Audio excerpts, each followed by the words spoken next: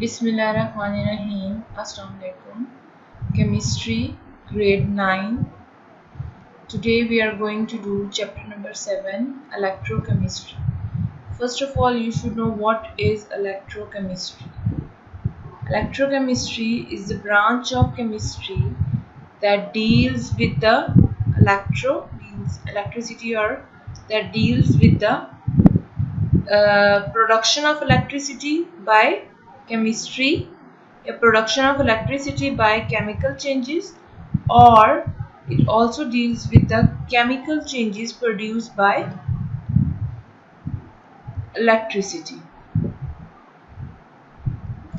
In this chapter we will know about oxidation क्या होती है, reduction क्या होती है, कोई भी केमिकल रिएक्शन जब होता है उसमें ऑक्सीडेशन रिडक्शन क्या, कौन सा एजेंट, कौन सा केमिकल ऑक्सीडाइजिंग होता है, कौन सा केमिकल या कौन सा जो कंपाउंड है वो रिड्यूसिंग एजेंट होता है, और हमें कैसे मालूम पड़ता है, ये सब हम पढ़ेंगे. इसके अलावा we will also read about some electrolytic cells. Battery कैसे इलेक्ट्रिसिटी प्रोड्यूस करती है, मतलब बैटरी में कौन से चेंजेस होते हैं या कौन से केमिकल्स यूज होते हैं जिसकी वजह से वो इलेक्ट्रिसिटी प्रोड्यूस करता है. किसी भी जो सेल्स होते हैं, इलेक्ट्रोलिटिकल सेल्स होते हैं, उनके एनोड और कैथोड क्या होते हैं और किस तरह जो इलेक्ट्रॉन फ्लो करते हैं. इस पूरे चैप्टर में जो सबसे इम्पोर्टेंट जो वो है आपका कॉन्सेप्ट है या सबसे इम्पोर्टेंट जो आपका टॉपिक है वो रहेगा ऑक्सीडेशन एंड रिडक्शन. तो अगर हम ऑक्सीडेशन एंड रिडक्शन की बात करें, ऑक्सीडेशन एंड रिडक्शन हम दो तरह से ले सकते हैं. We can define oxidation and reduction in two ways. उसमें पहला वे क्या होता है, पहले हम ये देखें कि अगर हम सिर्फ ऑक्सीजन या हाइड्रोजन को मतलब किसी भी रिएक्शन में ऑक्सीजन और हाइड्रोजन को देखकर ये डिसाइड कर सकते हैं कि क्या इस रिएक्शन में ऑक्सीडेशन हो रहा है या रिडक्शन. एंड सेकंड वे होता है लॉस और gain of electrons. So first way is loss और gain of oxygen and hydrogen, and second is loss and gain of electrons. सबसे पहले हम पढ़ेंगे oxidation and reduction in terms of loss और gain of oxygen and hydrogen. अब अगर आप इस रिएक्शन को आप देखेंगे जो कि इन्होंने बर्निंग ऑफ कोल का आपको रिएक्शन दिया हुआ है. आयरन ऑक्साइड मतलब Fe आयरन का सिंबल है, Fe2O3 plus 3 carbon monoxide, CO carbon monoxide हमें क्या देता है, हमें आयरन देता है और हमें प्लस कार्बन डाइऑक्साइड देता है, CO2 देता है. आप इस रिएक्शन को देखें, इसमें इन दोनों में से इसको देखेंगे आप, ये रिएक्टेंट्स को, जो रिएक्शन के लेफ्ट साइड पे होते हैं रिएक्टेंट्स. इन रिएक्टेंट्स में ये जो सब्सटेंस है Fe2O3, ये यहाँ पर जाकर क्या बन रहा है, Fe. इट मीन्स ये जो Fe2O3 था ये ऑक्सीजन को क्या हो रहा है, लॉस कर रहा है. इधर ऑक्सीजन थी लेकिन इधर ऑक्सीजन नहीं है, लॉस हो रहा है किसका, ऑक्सीजन का. अब हम दूसरी चीज देखते हैं, कार्बन मोनोऑक्साइड. यहाँ पर मोनोऑक्साइड मतलब एक ऑक्सीजन था, लेकिन यहाँ पर ये कन्वर्ट हो गया कार्बन डाइऑक्साइड में. इट मीन्स ये जो सब्सटेंस है ये क्या कर रहा है, रिडक्शन. क्यों, क्योंकि लॉस ऑफ ऑक्सीजन है. जो भी चीज लॉस ऑफ ऑक्सीजन करती है उसमें क्या होता है, रिडक्शन. और ये जो सब्सटेंस है ये गेन कर रहा है ऑक्सीजन को. यहाँ पे CO था, यहाँ पे CO2 हो गया, तो ये जो सब्सटेंस है ये क्या करेगा, oxidation. So we can define oxidation as the gain of oxygen atoms और loss of hydrogen atoms by an element. मतलब अगर कोई एलिमेंट हाइड्रोजन को लॉस भी करता है तो वो भी ऑक्सीडेशन करता है. अभी इस रिएक्शन को अगर आप देखेंगे इसमें हाइड्रोजन कहीं नहीं दिया हुआ, इन्होंने सिर्फ ऑक्सीजन की बात की है, तो अभी हम सिर्फ ऑक्सीजन का देखकर सोचेंगे. अभी हम हाइड्रोजन को साइड पे कर देते हैं, वो हम अगले रिएक्शंस में देखेंगे. आप सिर्फ ये देखें कि जो सब्सटेंस वो ऑक्सीजन को गेन करेगा वो क्या कहलाएगा, वो क्या करेगा, ऑक्सीडेशन. और जो सा सब्सटेंस ऑक्सीजन को लॉस कर देगा, ऑक्सीजन को उसमें से रिमूव हो जाएगी, तो उसमें क्या होगा, रिडक्शन। अब हम यहां पर इस रिएक्शन को देखेंगे। यहां पर इन्होंने एसिटिलाइन दिया हुआ है प्लस 10 ऑक्सीजन एटम्स दिए हुए हैं गैस के, और वो हमें क्या दे रहा है, हमें कार्बन डाइऑक्साइड प्लस हाइड्रोजन दे रहा है। अब अगर हम इसको देखें तो यहाँ पर जो कार्बन है, ये वाला जो कार्बन है, ये हाइड्रोजन को क्या कर रहा है, यहाँ पर आकर लॉस कर रहा है, और क्या चीज गेन कर रहा है, ऑक्सीजन।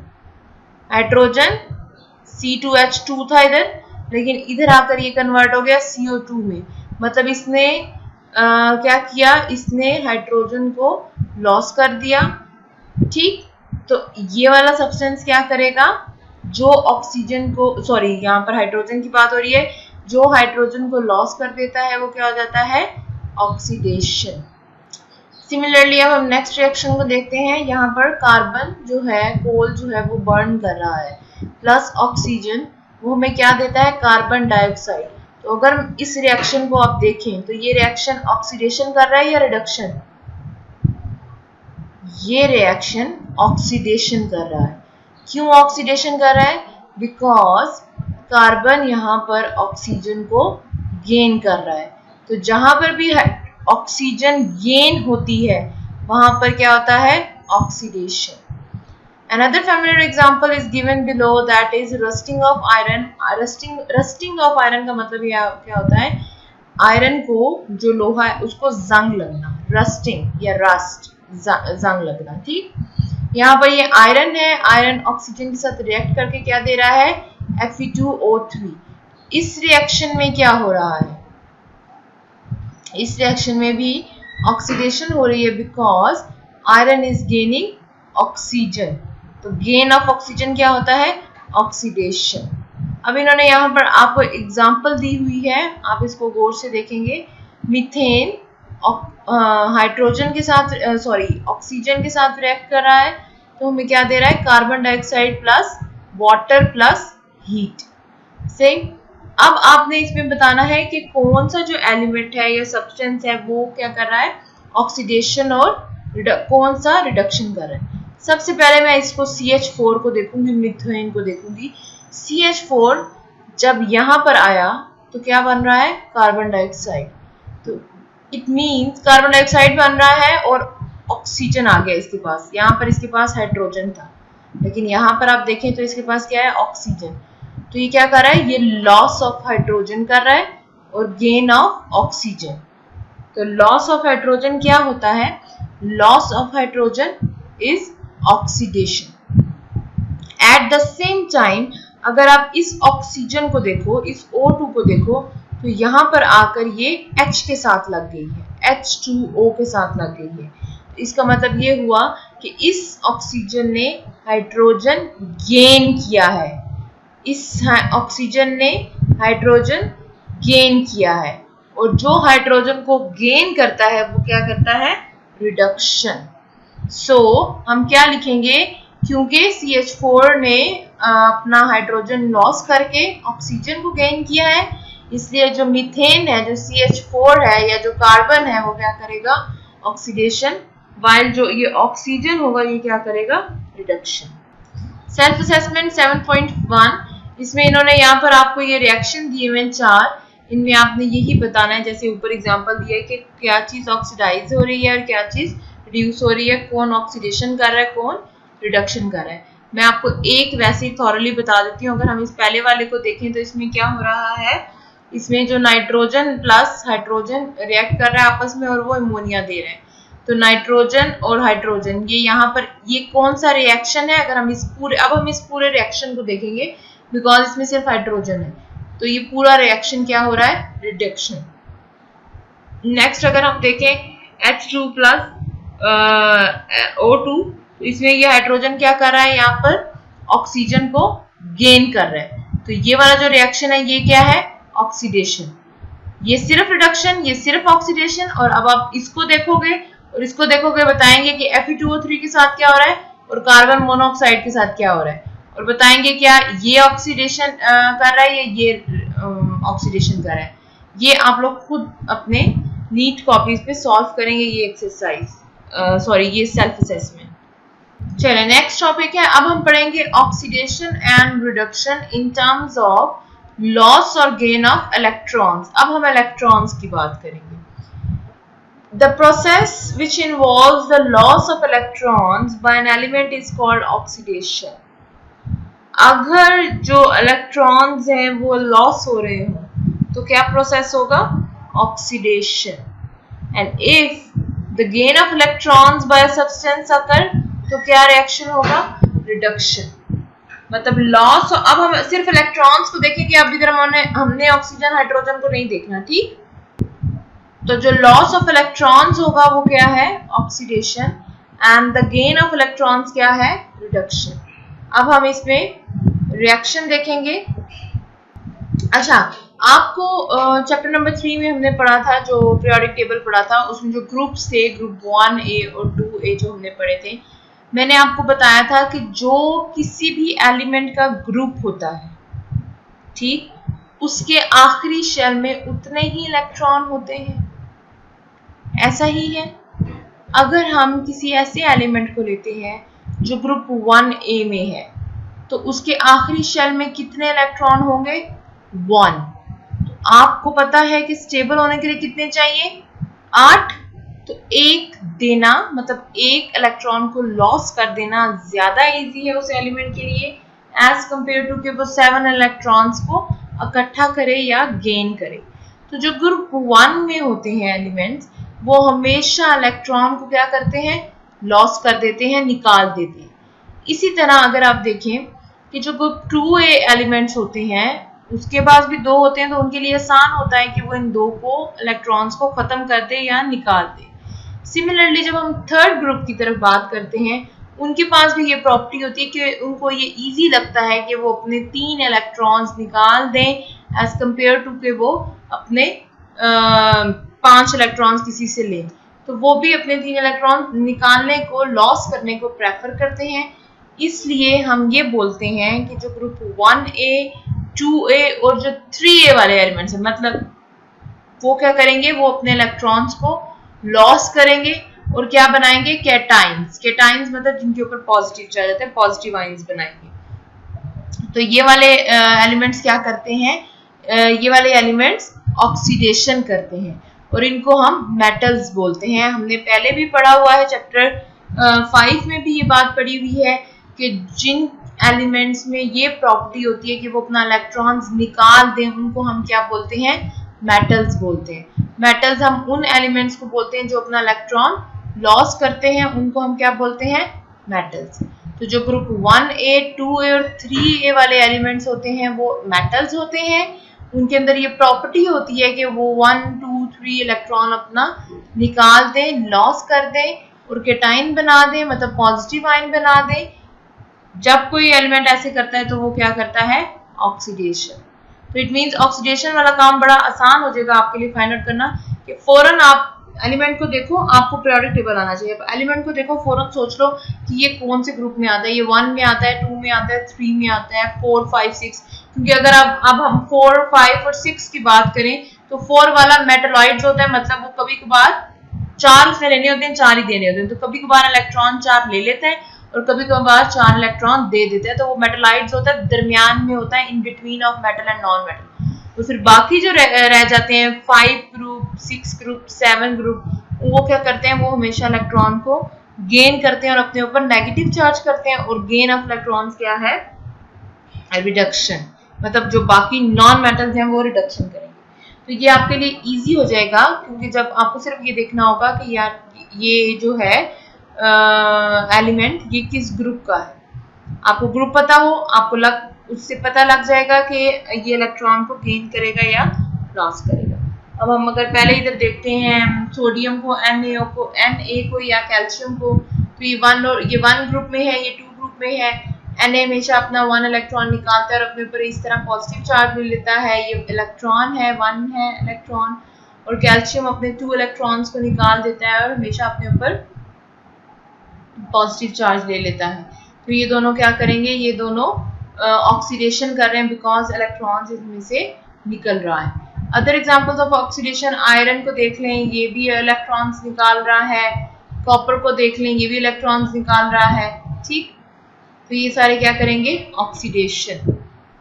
नेक्स्ट अब इन्होंने वही बात की है, ग्रुप 6 और 7 को बात की है कि 6 एंड 7 को अगर हम देखें तो वो क्या करते हैं, वो इलेक्ट्रॉन्स को गेन करते हैं। तो जब कोई इलेक्ट्रॉन्स को गेन करता है तो वो क्या करता है, रिडक्शन। जैसे कि क्लोरीन हो गया, इसके आखिरी शेल में 7th ग्रुप से बिलोंग करता है, इसको एक इलेक्ट्रॉन चाहिए, जब वो एक इलेक्ट्रॉन लेगा गेन ऑफ इलेक्ट्रॉन हो जाएगा, और गेन ऑफ इलेक्ट्रॉन वाला क्या करेगा, रिडक्शन। इसी तरह ऑक्सीजन की बात करें, ऑक्सीजन में भी ये होता है, 2 इलेक्ट्रॉन्स लेता है तो गेन ऑफ इलेक्ट्रॉन्स क्या हो जाएगा, रिडक्शन। अब जो एग्जांपल 7.2 है इसमें भी वो वही बात कर रहे हैं कि आपने एलिमेंट फाइंड आउट करना है, कौन सा ऑक्सीडाइज कर रहा है, कौन सा रिड्यूस हो रहा है, but now you have to look on electrons, मतलब गेन और लॉस ऑफ इलेक्ट्रॉन्स को आपने देखना है इस क्वेश्चन में। फॉर एग्जांपल इन्होंने आपको रिएक्शन दिया हुआ है, कैल्शियम और ऑक्सीजन का रिएक्शन दिया हुआ है, तो बच्चे फौरन समझ जाओ, जो कैल्शियम होता है वो हमेशा 2 इलेक्ट्रॉन्स आखिरी दूसरे ग्रुप में है, 2 इलेक्ट्रॉन्स अपने लॉस करेगा, जो लॉस करता है वो क्या करेगा, ऑक्सीडेशन। तो Ca क्या करेगा, oxidation, because it is a metal. And oxygen का हमें पता है कि ऑक्सीजन हमेशा 2 इलेक्ट्रॉन लेता है, it is a non metal, so oxygen क्या करेगा, रिड्यूस होएगा, और Ca क्या होगा, ऑक्सीडाइज होगा। नेक्स्ट है सेल्फ असेसमेंट 7.2। इस असेसमेंट में आपने यही बताना है, रिएक्शंस आपको दिए हुए हैं, आपने उस रिएक्शन के अकॉर्डिंगली बताना है कि कौन सा एलिमेंट जो है वो ऑक्सीडाइज कर रहा है और कौन सा रिड्यूस कर रहा है, but in terms of electrons को देखना है आपने, ठीक। ये आप खुद करेंगे अपने रजिस्टर पे, I will do one for you. हम पहले वाले रिएक्शन को देख लेते हैं, मैग्नीशियम और सल्फर। तो आपको पता है जो मैग्नीशियम है ये कौन से ग्रुप में आता है, सेकंड ग्रुप में आता है, मतलब 2A में आता है। तो ये क्या करेगा, ये मेटल है, ये इलेक्ट्रॉन को लॉस कर देगा, और सल्फर आई गेस 6 ग्रुप में आता है, तो ये 2 इलेक्ट्रॉन गेन करेगा। सो मैग्नीशियम ऑक्सीडाइज, सल्फर रिड्यूस, बाकी आप खुद करेंगे। Now the next topic is oxidation states क्या होता है, और ऑक्सीडेशन स्टेट किसी भी एलिमेंट को देने के लिए रूल्स क्या होते हैं। अब ऑक्सीडेशन स्टेट का क्या मतलब होता है, oxidation number, number of charges on an atom or a molecule or in a compound is called oxidation state। अच्छा, आपने देखा होगा, जैसे हम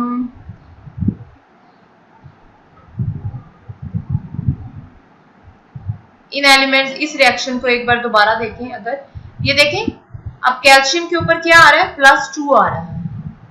इट मीन्स ये जो चार्ज है इसके ऊपर +2 इसलिए आ रहा है कि इसने 2 इलेक्ट्रॉन निकाल दिए हैं, इसके पास 2 प्रोटॉन्स फालतू, मतलब इसने 2 इलेक्ट्रॉन लॉस किए हैं ऑक्सीडेशन के। तो जो चार्ज ऊपर आता है ना एलिमेंट्स के, उसको हम कहते हैं ऑक्सीडेशन स्टेट, या हम उसको बोलते हैं ऑक्सीडेशन नंबर। तो अगर मैं आपसे पूछूंगी Ca का ऑक्सीडेशन नंबर या ऑक्सीडेशन स्टेट क्या है, तो आप बोलेंगे +2। सिमिलरली अगर हम थोड़ा सा और ऊपर देखें, और कोई रिएक्शन का एग्जांपल आप लोग क्लोरीन की बात करते हैं, तो क्लोरीन के ऊपर क्या चार्ज आता है, हमेशा -1 का आता है। अब इससे -1 और +1 का यही सिस्टम है कि इलेक्ट्रॉन लूज हो रहा है या गेन हो रहा है। तो क्लोरीन के ऊपर कौन सा चार्ज आता है, -1, तो क्लोरीन का ऑक्सीडेशन स्टेट क्या होगा, -1, ऑक्सीडेशन स्टेट या ऑक्सीडेशन नंबर। तो ऑक्सीडेशन स्टेट और oxidation number is defined as the number of charges on an atom will have in a molecule or a compound।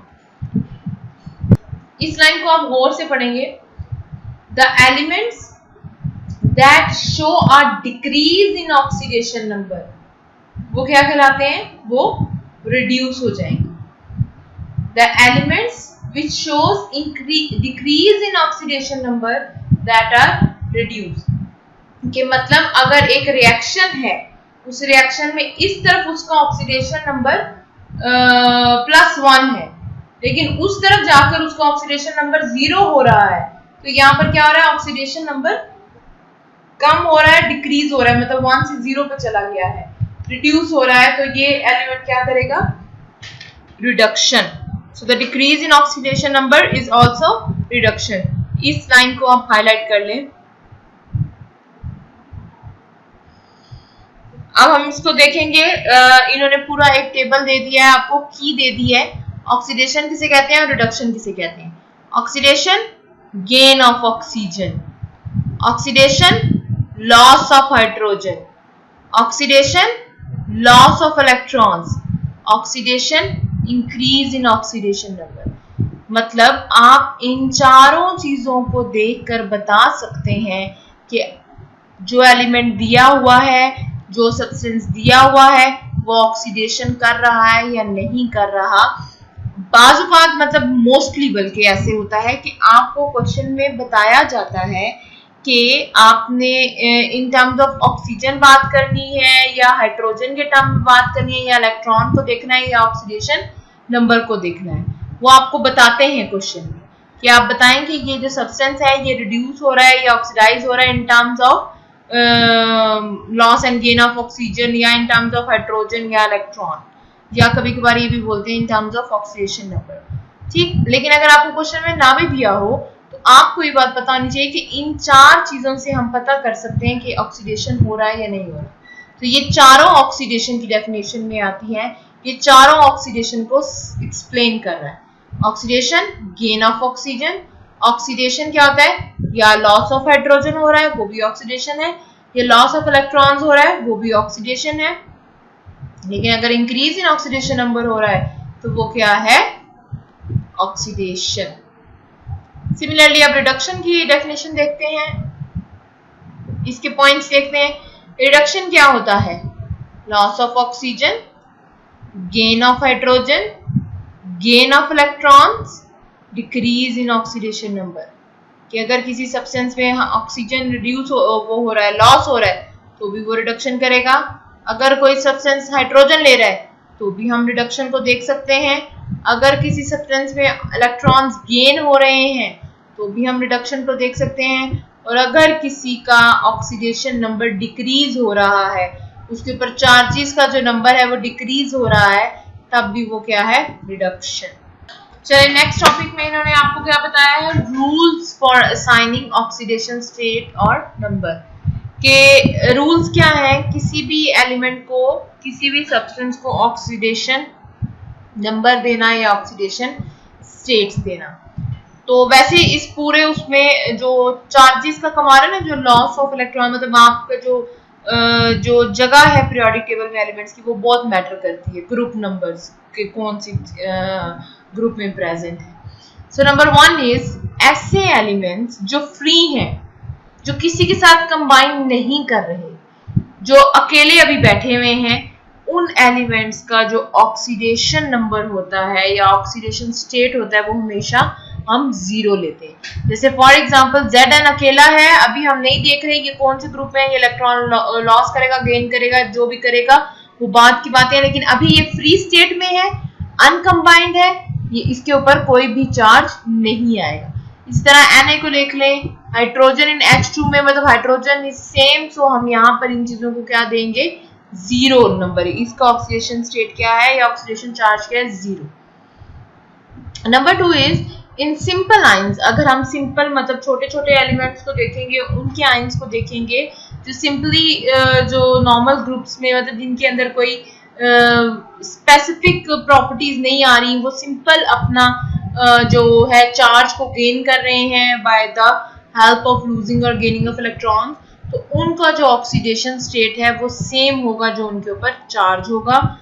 जैसे हम सोडियम को ले लें तो सोडियम का ऑक्सीडेशन स्टेट क्या होता है, +1, मतलब सोडियम कभी भी +2 नहीं कर सकता, ये +1 ही करेगा।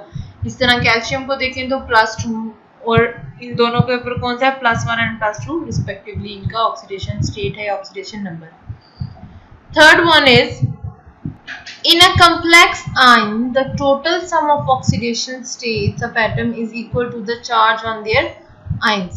अब इसमें देखेंगे कि फॉर एग्जांपल जो कॉम्प्लेक्स आइंस होते हैं, जो दो इस तरह बन के, जैसे CO3 - 2, अब इसका जो ऑक्सीडेशन स्टेट होगा वो हम इनके आयंस को प्लस करके निकालेंगे। जैसे आप देखो कि the sum of oxidation states of carbon and 3O atom is -2। अब ये कैसे आया है, आपने गौर से सुननी है मेरी बात को। कार्बन के ऊपर हमेशा चार्ज कौन सा आता है, 4 का, मतलब इसके पास 4 इलेक्ट्रॉन होते हैं अगर हम देखें आखिरी शेल में, ठीक। तो वो 4 इलेक्ट्रॉन हमेशा वैसे शेयर करता है, सही। अब अगर हम ऑक्सीजन की बात करें तो ऑक्सीजन का हमें पता है कि ऑक्सीजन के ऊपर हमेशा कौन सा चार्ज आता है, -2। क्यों आता है, क्योंकि ये 2 इलेक्ट्रॉन को गेन करता है। अब यहां पर आप देखो, इधर देखेंगे इसको, इसके अंदर कितनी ऑक्सीजन है, 3 ऑक्सीजन। हर ऑक्सीजन के ऊपर -2 -2 -2 होगा, मतलब तीनों के ऊपर -2 -2 -2, ऐसा ही होगा। तो 3 2s are 6, या -2 -2 और -2 करें तो कितना हो जाएगा, -6। और अब इसका माइनस है तो इसका प्लस होएगा, सही। यहां पर इलेक्ट्रोनेगेटिविटी वो बात होगी ना कि शेयरिंग ऑफ इलेक्ट्रॉन्स होगा, तो जिसकी तरफ इलेक्ट्रॉन ज्यादा देर तक रहता है वो नेगेटिव चार्ज हो जाता है, इलेक्ट्रोनेगेटिव हो जाता है, नेगेटिव चार्ज आता है उसके ऊपर। और जिसके पास वो थोड़ी देर आता है, या जो छोटा एलिमेंट होता है, एटम होता है, वो थोड़ी देर के लिए इलेक्ट्रॉन्स को अपने पास आने देता है, तो उसके ऊपर क्या आता है, पार्शियली पॉजिटिव चार्ज आ जाता है। ये वो वाला कॉन्सेप्ट है यहाँ पर, ठीक। अब आप देखें कि हाँ, हम क्या कर रहे थे कि अगर ये 3 ऑक्सीजन है तो मीन इसके ऊपर -2 -2 -2 दैट इज -6 है, और इसके ऊपर क्या होता है, 4। तो टोटल इनके ऊपर चार्ज क्या होगा जब हम इनको प्लस करेंगे, तो +4 -6, आंसर क्या आएगा, -2। सो कॉम्प्लेक्स साइंस जो होते हैं, the sum of oxidation state of atoms is equal to the charge on their ion.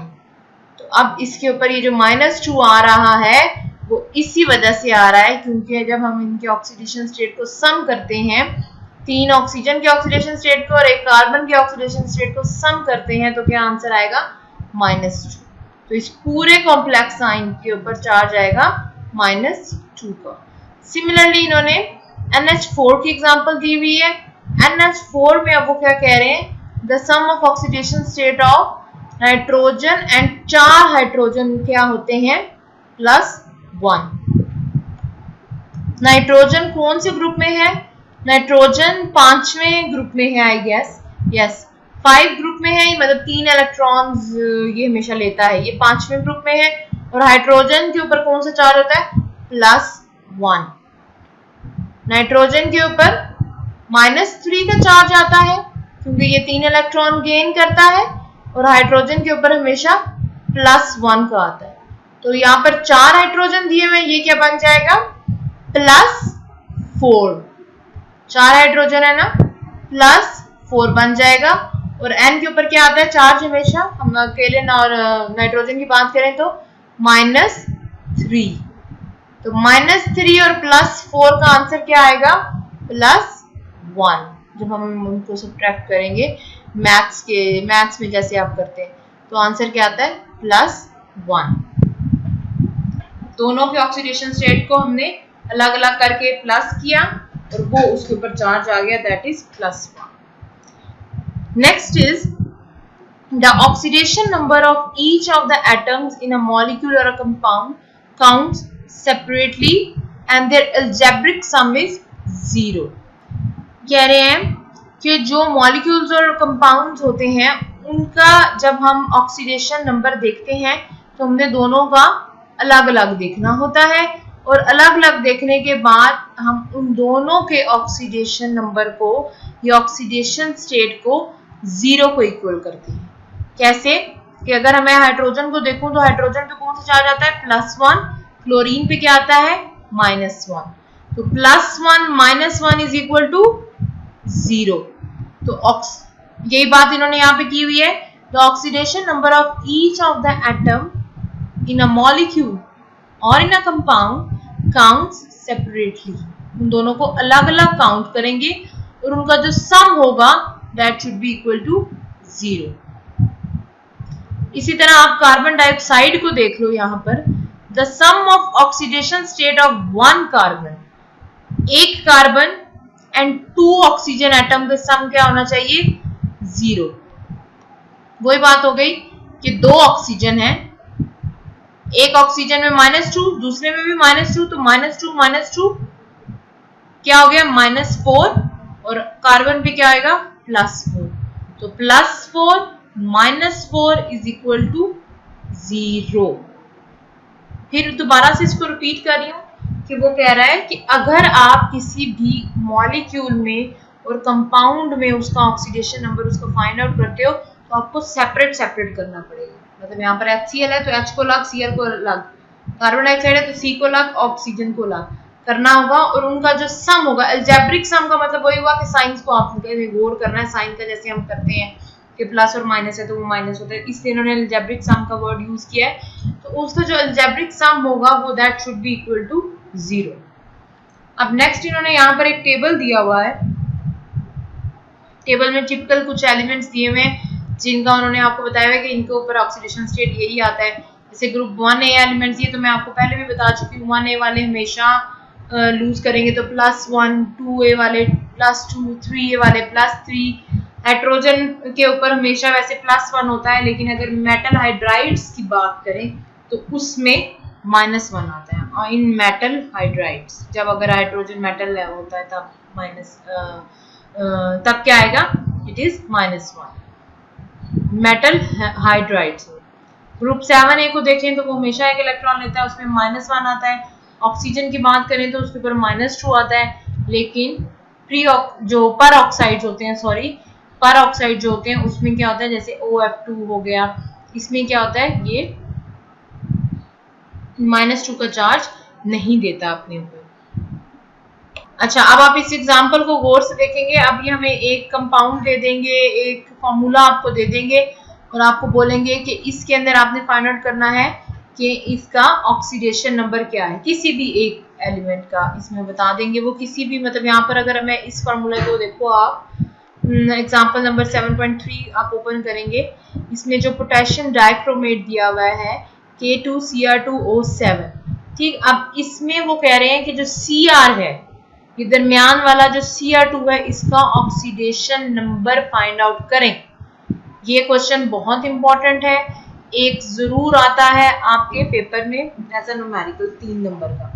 क्या कर रहे हैं ये? आपको एक फॉर्मूला उन्होंने दे दिया है पोटेशियम डाइक्रोमेट का, उसमें ये आपको बोल रहे हैं कि जो क्रोमेट है, ये जो Cr2 है, इस Cr2 में आप हमें बताएं कि इसका ऑक्सीडेशन नंबर क्या।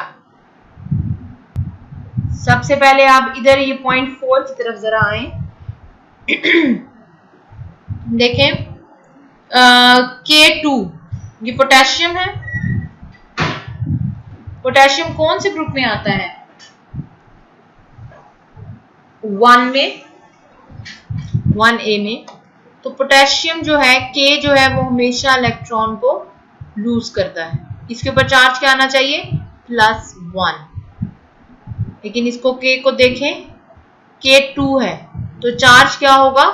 +2, मतलब +1 इज इक्वल टू +2। इधर देखेंगे आप, ये क्या लिखा हुआ है? +2। नेक्स्ट क्या है? Cr। कितने हैं Cr के? 2। तो ये हमने फाइंड आउट करना है, तो हम इसको सपोज कर देंगे x के कर दें, y के कर दें, z के सपोज कुछ भी कर दें, तो क्या लिखेंगे? 2x। नेक्स्ट बात करते हैं प्लस इसकी ऑक्सीजन की, 7 है ऑक्सीजन, तो 7, एक ऑक्सीजन में कितने होते हैं? -2, तो 7 into -2 is 7 to the 14, that is -14। इसको देखें आप, बाकी इन्होंने यहाँ पर ऊपर आपको एक्सप्लेनेशन दी है, उसको छोड़ दें, आप उसको पढ़ेंगे, उसमें आप कंफ्यूज होंगे। आप जस्ट इस चीज को देखें जो मैं आपको बता रही हूँ, इस सोल्यूशन को देखें और इस फॉर्मूले पे गौर करें। जो ये पोटेशियम है, इसके ऊपर 2 है ये, तो +2, Cr के ऊपर 2 है ये हमने फाइंड आउट करना है, तो 2x Cr का ऑक्सीडेशन नंबर होगा जो हमने फाइंड आउट करना है। ऑक्सीजन की बात करेंगे, ऑक्सीजन में क्या है? प्लस तो ये करेंगे, ऑक्सीजन का यहाँ पर लिख रहे हैं साइन, ये 7 है तो -2, 7 इंटू -2 इज -14। एल्जेब्रिक सम देख रहे हैं, हमने एल्जेब्रा को यहाँ पर गौर करना है क्योंकि हम प्लस माइनस को according to the algebraic rule होते हैं उस तरह डील करेंगे। इन सब का ऑक्सीडेशन स्टेट किसके इक्वल होना चाहिए? 0 को।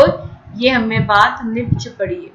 So now you will see, इसको अब सॉल्व करें। प्लस 2x इधर लिख दिया, ये +2 था, ये -14 है, दोनों क्या होंगे? ये +2 है, ये -14 है, दोनों क्या होंगे? माइनस, साइन बड़े वाले का आएगा, that is -12 is equal to 0।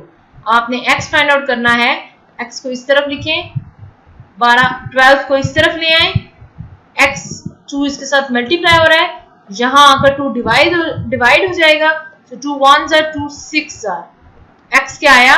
+6। तो ऑक्सीडेशन स्टेट Cr का इन K2Cr2O7 में क्या है? +6।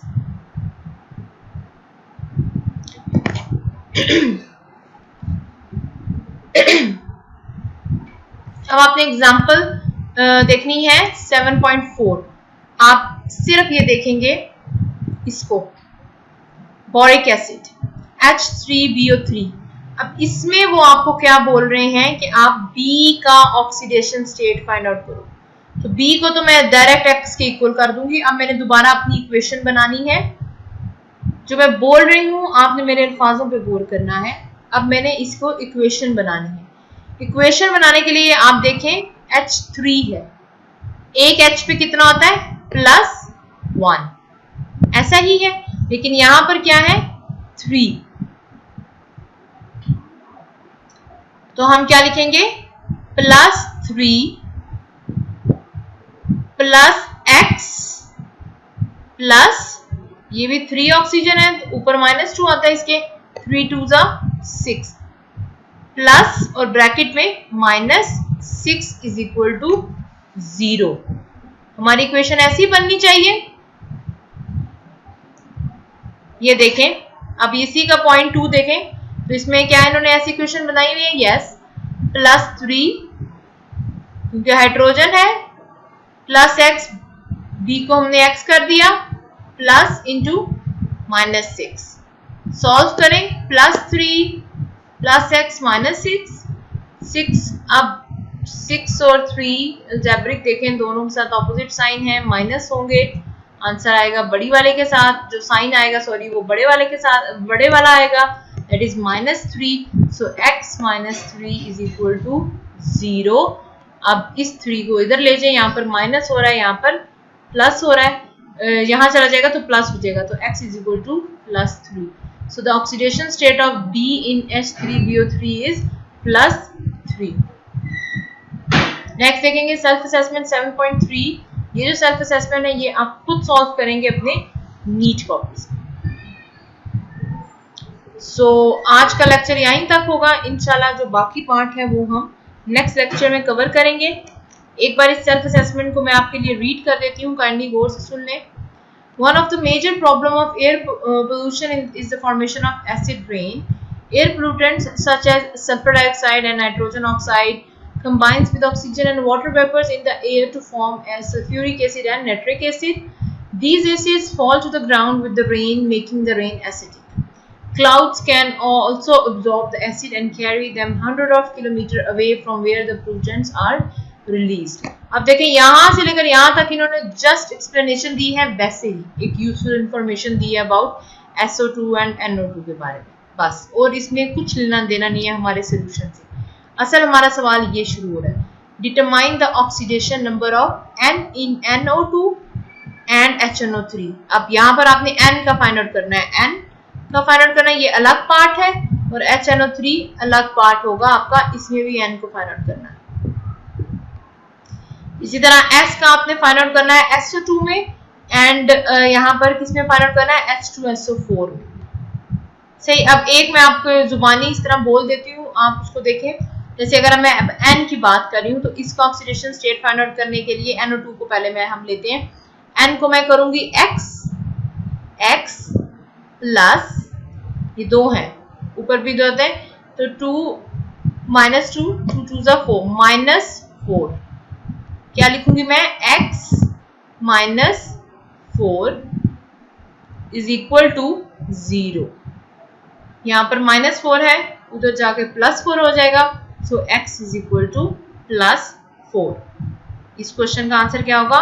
Oxidation state of N in NO2 is +4। Similarly same उसी तरीके से आप HNO3 में फाइंड आउट करेंगे और इधर S को करेंगे SO2 में और H2SO4 में फाइंड आउट करेंगे। जहां तक आई होप आपको समझ आ गया होगा। काइंडली ये जो सेल्फ असेसमेंट्स आपको कहें ये आप अपनी नीट रजिस्टर्स पर इनको सॉल्व करें। Thank you so much.